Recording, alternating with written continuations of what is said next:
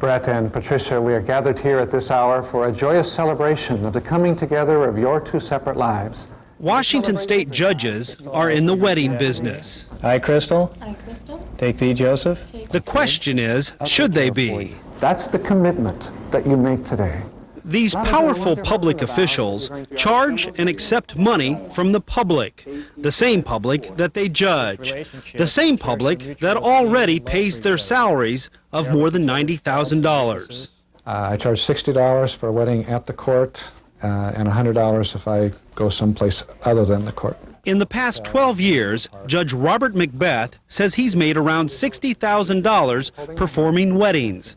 And in the past 13 years, Judge Joel Rendell says he's made more than $80,000. It is extra money. No question about it. Joe, I'll ask you to repeat after me. And when it comes to overhead, judges have it made. If a Seattle school teacher wants to use a classroom after hours for personal business, they would have to pay rent for the room and a custodial fee.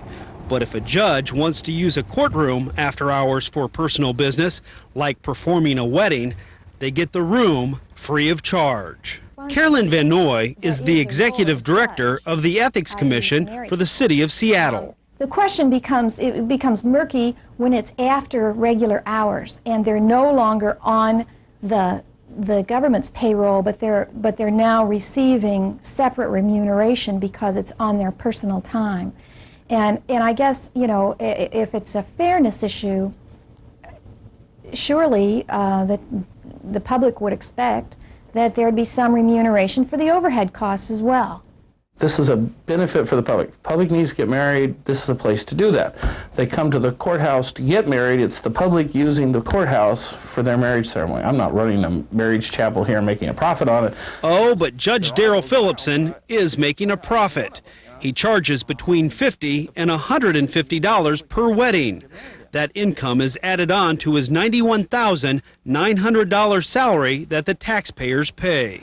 This day will be one of the happiest and most memorable days of your life. Some weddings last several minutes. Others are much shorter. Okay, one more time. Sometimes all couples have to do is sign a few papers, and then presto, they're married. Congratulations. Sometimes it's an easy $50. Joanne and Sarah. We asked 6 judges to tell us how much money they made in 1992 for performing weddings. 1992, I can tell you exactly. 4 of the judges showed us their records. They disclosed everything. 1992, I did a large number of weddings. I had 107 weddings for that year.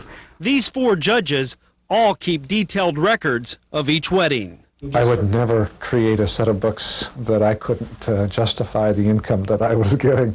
IRS is a pretty powerful organization. And these 4 judges even agreed to show us their income tax forms. I'm a public servant, and it seems to me that the public has a right to know what I'm doing, and I have nothing to hide, so why not disclose it? But 2 other judges refused to talk about it. We asked Judge Charles Johnson how much money he made in 1992 for performing weddings. He told us off camera that it's none of the public's business what he makes on weddings. You'd asked me last week, I'd gone and pulled the records, I could tell you, but 40 maybe, 50, 92. We also asked Judge Daryl Phillipson how much money he made performing weddings in 1992. I'd be happy to do that. When Sure. you can and give me a call. In 92? Sure. Judge Phillipson told us that his records were at home and he would have to call us back. But after waiting for more than a week and leaving non-return phone messages, we decided to pay Judge Phillipson another visit. This time, Judge Phillipson refused to talk with us. Well, I think the public has the right to know how much money any elected official is making, including judges performing marriages. And finally, some critics believe that every time a judge accepts a wedding fee, they're in violation of the state's constitution. Now, this is of the Washington State Constitution. Article 4, Section 13 says, it's titled Salaries of Judicial Officers, How Paid, etc. No judicial officer except court commissioners and unsalaried justices of the peace shall receive to his own use any fees or perquisites of office.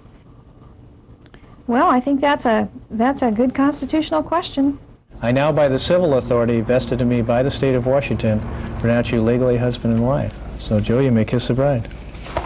Scott Rensberger, Cairo News Channel 7.